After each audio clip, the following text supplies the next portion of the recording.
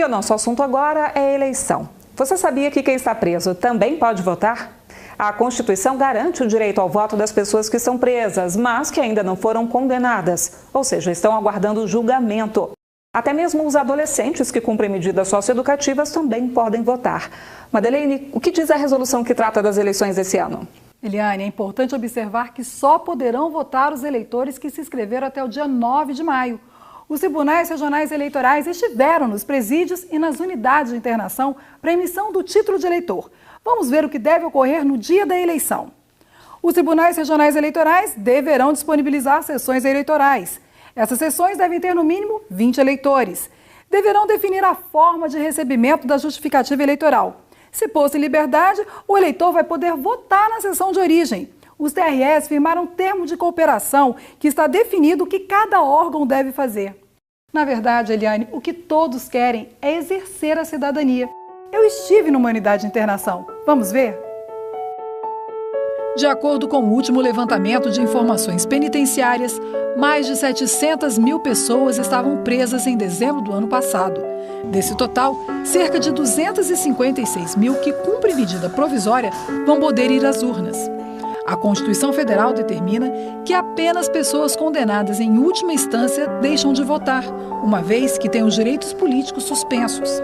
Segundo o Tribunal Superior Eleitoral, os presos provisórios devem transferir o título para a sessão eleitoral correspondente ao presídio. Esse instituto que a gente chama é transferência temporária de eleitores. Então, esses eleitores vão estar temporariamente transferidos para essa sessão eleitoral que vai ser instalada nesses estabelecimentos penais, por exemplo. Essas sessões eleitorais funcionam não só com os presos que estão ali, mas os próprios agentes que trabalham, os funcionários do presídio também podem transferir o seu voto no dia da eleição, votar ali, já que ele vai estar trabalhando ali naquele dia. Os adolescentes maiores de 16 anos em conflito com a lei também têm um direito ao voto assegurado. Interessante para que eles já saibam que o poder que eles têm na mão, né, para eles analisarem um candidato a presidente, deputado distrital, que é o nosso caso. Então, já para eles tomarem essa consciência de que eles podem mudar alguma coisa. Não só ver o voto com uma troca de favor, o voto por um emprego, mas não, tentar mudar o país.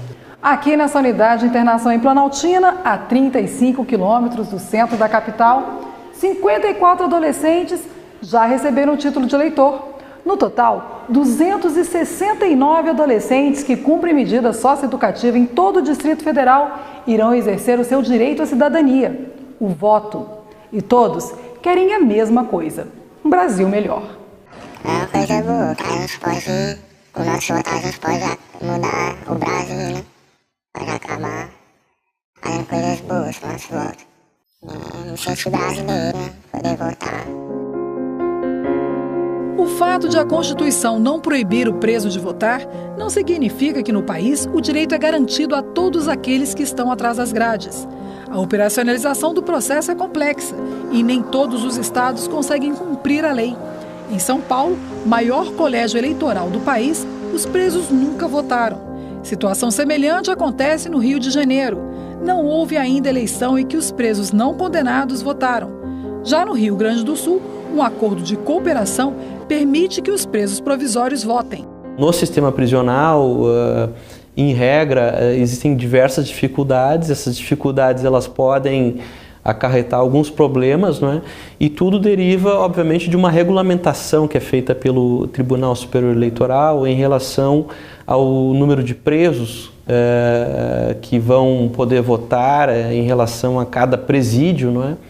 E, enfim, existe uma série de formalidades que devem ser obedecidas antes da votação dos presos. No ano de 2010, aproximadamente 19 mil presos provisórios, além de mesários e funcionários das instituições carcerárias, participaram das eleições em 335 zonas eleitorais espalhadas pelo Brasil.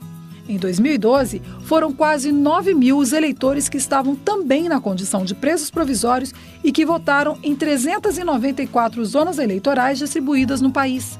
Muitos sentem orgulho de poder votar e sabem exatamente do que o país precisa. Que seja melhor do que o que está, né?